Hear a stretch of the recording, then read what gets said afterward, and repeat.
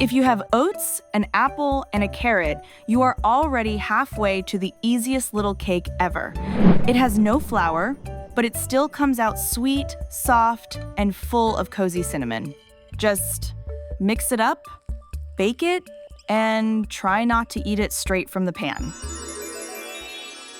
To make this healthy oat cake, start by adding 2 cups of rolled oats into a blender or food processor. That is 200 grams. Then, add 1 teaspoon of baking powder and pulse for about 20 to 40 seconds until it looks like coarse oat flour. You are looking for a dry, sandy texture that pours easily, kind of like rough flour. Pour the oat flour into a mixing bowl and add 1 cup of milk. Use a spatula to give it a really good mix until you do not see any dry spots. It should look like a thick, creamy batter, kind of like wet oatmeal, and then leave it aside for a moment. Next, peel 1 carrot. While I am peeling the carrot, hit the like button and subscribe to the channel so you do not miss my other oat bakes.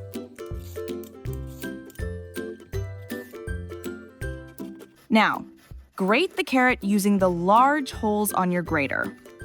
I have noticed that the thicker shreds give the cake a better texture.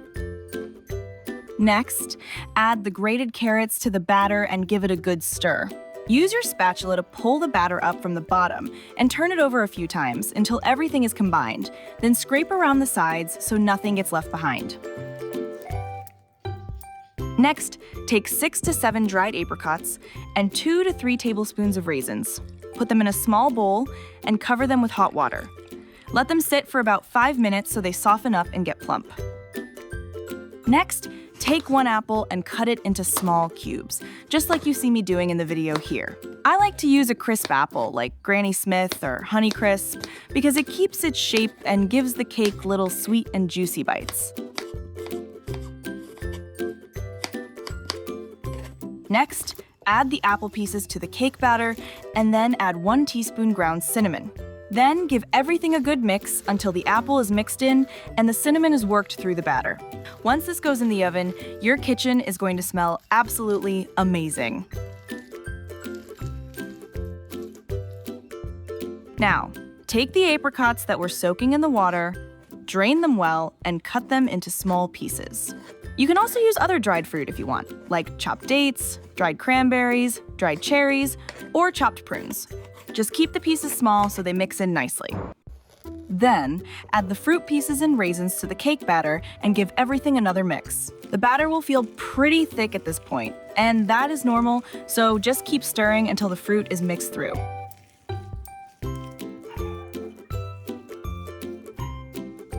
Next, in a separate bowl, add 3 eggs.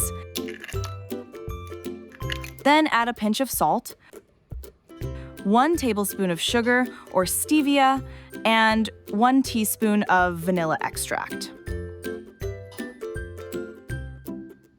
Then, give it a quick mix with an electric mixer until it looks smooth and a little foamy on top.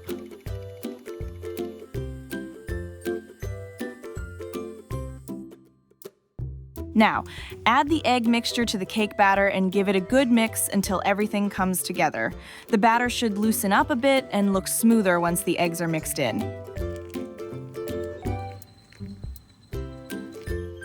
I also like to add 1 to 2 tablespoons of olive oil or coconut oil to the batter, just to give the cake a softer, more moist texture once it bakes. Stir it in until it disappears into the batter, and everything looks glossy and well mixed. Next, take a 7.5-inch or 19-centimeter springform pan, line it with parchment paper, and pour in the cake batter. Use your spatula to scrape out the bowl. Also, smooth the top so it bakes nice and even.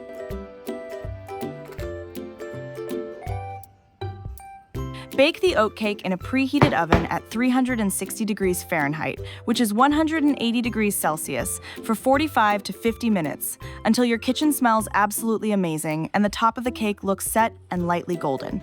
Let the cake cool for about 15 to 20 minutes, then loosen and remove the sides of the springform pan. After that, carefully peel away the parchment paper. This oatcake tastes sweet and cozy. You get soft bits of apple in every slice and little chewy pieces of dried fruit. It is moist and tender, but still has that hearty oat texture. If you liked this oatcake, check out my other apple oatmeal loaf cake next here. It is a bit lighter and fluffier, and it has that classic loaf cake texture. Check it out now!